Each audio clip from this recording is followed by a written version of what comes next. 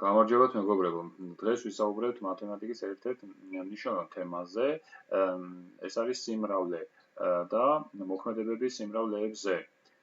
კერძოდ, რა არის სიმრავლეთა გაერთიანება, სიმრავლეთა თანაკვეთა და სიმრავლეთა სხვაობა. სიმრავლე არის რაიმე საგნების ან ობიექტების ჩამონათვალი, მათი ერთობლიობა და ის მიჩნეული არის მათემატიკის ერთ-ერთ ძირითად ცნებად. აღინიშნება სიმრავლეები ლათინური ანბანის დიდი ასოებით, მაგალითად A, B, C და სხვა, ხოლო სიმრავლეში შემავალი წევრები, ანუ სიმრავლის წევრები აღინიშნება პატარა ასოებით, ლათინური ანბანის პატარა ასოებით, A პატარა, B პატარა, C პატარა და ასე შემდეგ. ანუ მაგალითად ჩვენ შეგვიძლია დავწეროთ, რომ თქვათ, თუ ასიმრავლე შედგება 3 ელემენტისგან, და ჩაიწერება თქვათ აი ესეთი ფიგურული ფრჩხილების გამოყენებით, თქვათ A, B და C. ესე იგი, ამ შემთხვევაში ვამბობთ, რომ ასიმრავლე შედგება 3 ელემენტისგან. თუ გვაქვს რომ B სიმრავლე არის თქვათ n, ესე იგი, ეს არის 2 ელემენტიანი სიმრავლე. სიმრავლე შეიძლება იყოს ერთი ელემენტის, მაგალითად C-ში შედის თქვათ რაღაცა K, ანუ ერთ ელემენტიანი სიმრავლე. შეიძლება იყოს უსასრულოც, თქვათ D, ეს არის თქვათ A, B, C და ასე შემდეგ. ასეთი უსასრულო სიმრავლის მაგალითები ჩვენ შეგვიძლია მოვიყვანოთ, თქვათ ნატურალური სხვა სიმრავლე n, ეს არის 1, 2, 3 და ასე შემდეგ.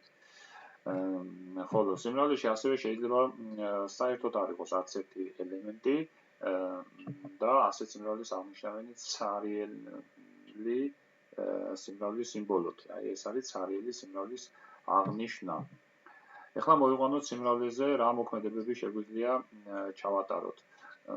ესენი არის დავიწყოთ გაერთიანებით. აი თქვათ რა არის სიმრავლეთა გაერთიანება. 2 A და B სიმრავლის გაერთიანება ეწოდება ისეთ სიმრავლეს, რომელიც ეკუთვნის ერთს ან რომლის ელემენტები ეკუთვნის ერთ ან მეორე სიმრავლეს.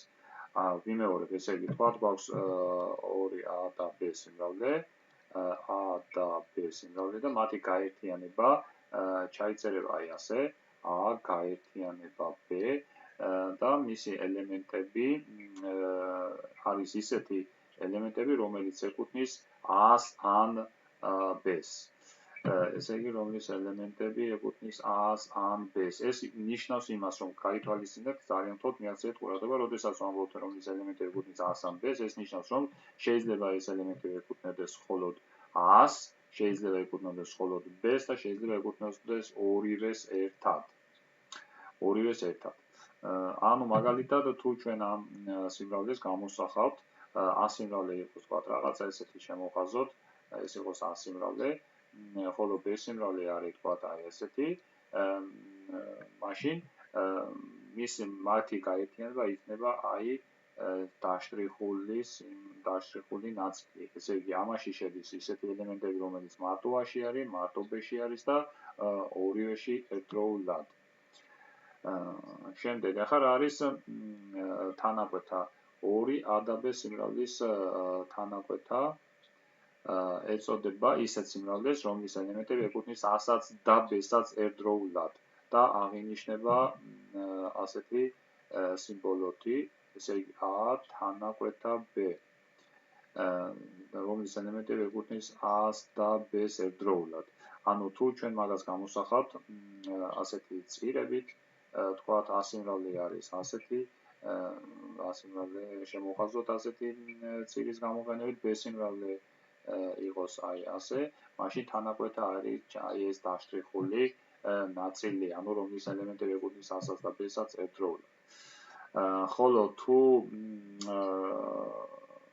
სიმრავლეს საერთოდ არ აქვს საერთო არაფერი, თქვათ A სიმრავლე არის სხვა და B სიმრავლე არის სხვა, მაშინ თანაკვეთა მაგას არც არაფერი არ აქვს, ესე იგი თანაკვეთა არის ცარიელი.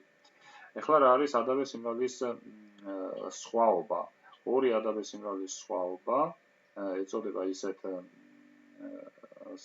სიმრავლეს, რომელიც ეკუთვნის A-ს და არ ეკუთვნის B-ს, რომლის ელემენტები ეკუთვნის A-ს და არ ეკუთვნის B-ს და აღინიშნება აი ასე, A-ს სხვაობა B.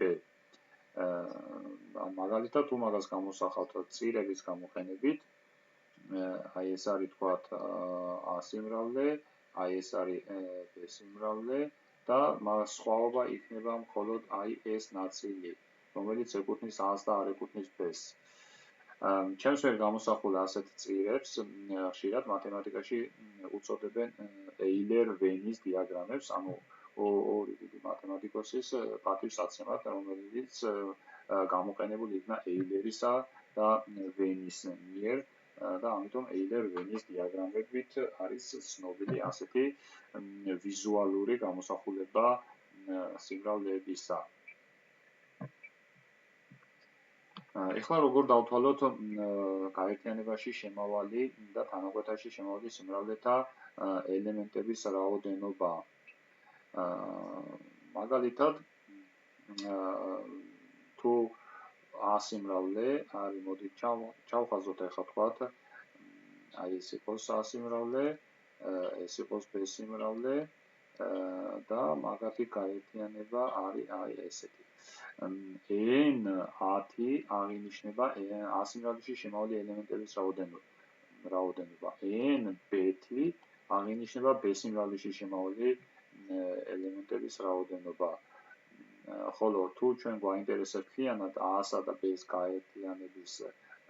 გაერთიანებაში შემავალი ელემენტების რაოდენობა, მაშინ ეს გამოისახება შემდეგნაირად n A-ს გაერთიანება B-ს. ანუ როგორ დავთვალოთ ახლა ნახეთ, მთლიანად ამ გაერთიანებაში რამდენი ელემენტი შევა, ამისთვის რას ვაკეთებ? ცალკე A სიმრავლეში შემავალი ელემენტების რაოდენობას, ანუ n-ს დავუმატოთ ცალკე B სიმრავლეში შემავალი ელემენტების რაოდენობა, მაგრამ მიაქცეთ ყურადღება, მე როდესაც ესენი შევკრიბე, აი ეს ნაწილი ორივეში შედის და ესე იგი გამოდის, რომ ფაქტიურად ორჯერ შევკრიბე ერთი და იგივე ელემენტები, რაც არასწორი იქნება და ამიტომ უნდა გამოვაკლო ეს ზედმეტი ნაწილი და ესე იგი ეს ნაწილი კი არის თანაკვეთა, ხო? ანუ უნდა გამოვაკლოთ n A-ს თანაკვეთა B-სთან. აი ესეთი არის ორი სიმრავლის გაერთიანების ელემენტების რაოდენობის ფორმულა ორი სიმრავლის შემთხვევაში. ხა რა მოხდება იმ შემთხვევაში, თუ გვაქვს არა 2, არამედ 3 სიმრავლე? აი მაგალითად ერთი არის A სიმრავლე, მეორე B სიმრავლე და მესამე, აი თქვათ C სიმრავლე. მაგათი გაერთიანება იქნება აი ეს მთლიანად ყველა ნაწილი, რაც დავშრიხე.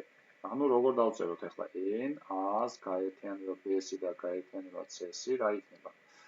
ზემოთ აღნიშნული წესის ანალოგიურად, ჯერ A სიმრავლის ელემენტების რაოდენობას დავუმატოთ B სიმრავლის ელემენტების რაოდენობა, დავუმატოთ C სიმრავლის ელემენტების რაოდენობა, მაგრამ ესე იგი ესენ რო შევკრიბეთ, ხო აქ შემავალი მაგათი ნაწილები ორ-ორჯერ ჩავთვალეთ, აი ესენი ორ-ორჯერ ჩავთვალეთ, ამიტომ გამოვაკლოთ n A-სა და B-ს თანაკვეთა, კიდევ გამოვაკლოთ n A-სა და C-ს თანაკვეთა, კიდევ გამოვაკლოთ n B-სა და C-ს თანაკვეთა და შემდეგ მივუმატოთ